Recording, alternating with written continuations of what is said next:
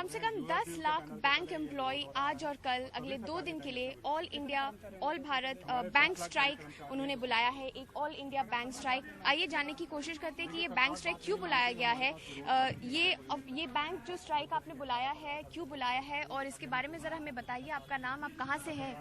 मैं Pankaj Kapoor, bank of India officer association Delhi unit से general secretary. आज का जो ये स्ट्राइक है, ये 2 दिन का स्ट्राइक है, 15 और 16। पूरे देश में सारे सरकारी बैंक 2 दिन के लिए बंद हैं। इनका बंद होने का कारण जो अभी हमारी वित्त मंत्री ने अपनी बजट स्पीच में अनाउंसमेंट करा कि मैं 2 बैंकों को प्राइवेटाइज करने जा रही हूँ, उनके साथ साथ एक इंश्योरेंस कंपनी को भी हम प्राइवेटाइज कर रहे हैं। तो ये प्राइवेटाइज करने का अचानक ही इनके मन में कैसे आ गया? इससे पहले आप कभी मर्जर कर रहे हैं, आज वो मर्जर भी स्टेबलाइज नहीं हुआ। जितने भी बैंक्स अभी तक मर्ज हुए हैं, कोई भी अभी तक स्टेबलाइज नहीं हुए। ये सरकार नहीं बोल सकती कि मर्जर करने से इतना फायदा हो गया। तो आज ये प्राइवेटाइजेशन के लिए आपने एक और नई बात कर दी, क्योंकि डिसइन्वेस्टमेंट के थ्रू आप अपने पब्लिक सेक्टर्स को बेचने को तैयार हैं।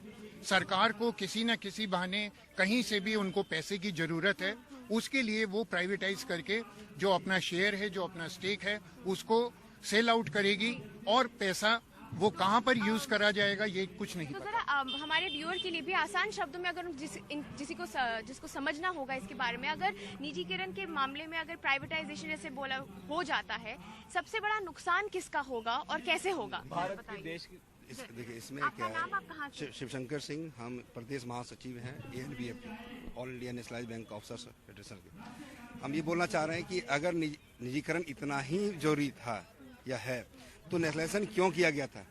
जब 1969, 80, 84 नेशनलाइजेशन किया गया, उसके बाद क्या देश की अर्थव्यवस्था अच्छी हुई या खराब हो गई? ये तो समझने वाली बात है। कहीं न कहीं बहुत आगे बढ़ी। तो फिर आज ये कौन सा जरूरत पड़ गई कि आप इसको प्राइवेट करने पर तुल गए?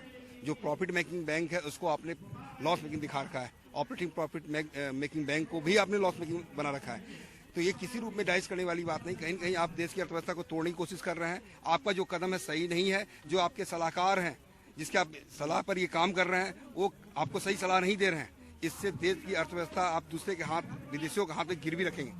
ये किसी रूप में एक्सेप्टेबल नहीं होगा। मैं आपसे समझना चाहती हूँ, आप किसी बैंक से हैं? आप एक बैंक एम्प्लॉय है, कहाँ पे आपका नाम? मैं बैंक ऑफ इंडिया से हूँ, मीनाक्षी सिंह जी, आप जरा हमें बताइए, दर्शकों को जरा समझाइए कि ये जो प्राइवेटाइजेशन, मान लीजिए जैसे फाइनेंस मिनिस्टर ने बजट पेश करते समय बताया कि 2 बैंकों का प्राइवेटाइजेशन उन्होंने प्रपोज किया है, किसको सबसे ज्यादा नुकसान होगा और डिफरेंस क्या होगा प्राइवेटाइजेशन में और मैम, मैं ये बोलना चाहूंगी कि प्राइवेटाइजेशन से सबसे ज्यादा नुकसान हमारी जनता का होगा, गरीब। यानी आप यहाँ पे आज स्ट्राइक जनता के लिए आवाज उठा रहे हैं, अपने लिए नहीं? पहले और उसके बाद अपने लिए।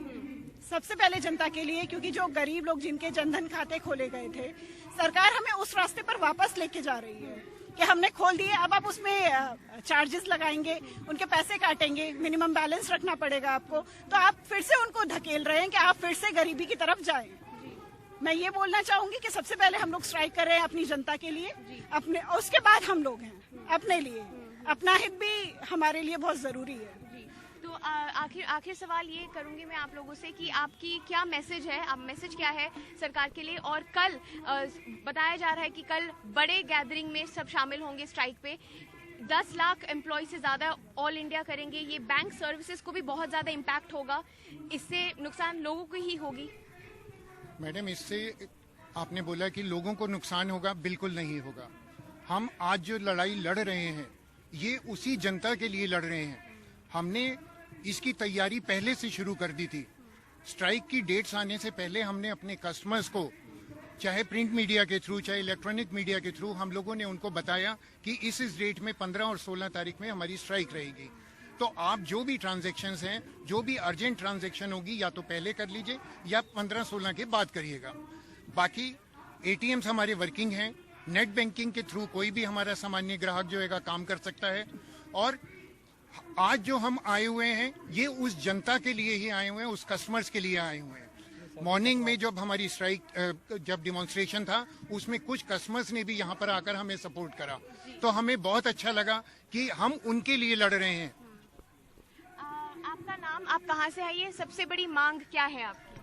मैं Abhinav Gupta, Canara bank officer association और कैनरा बैंक दिल्ली से।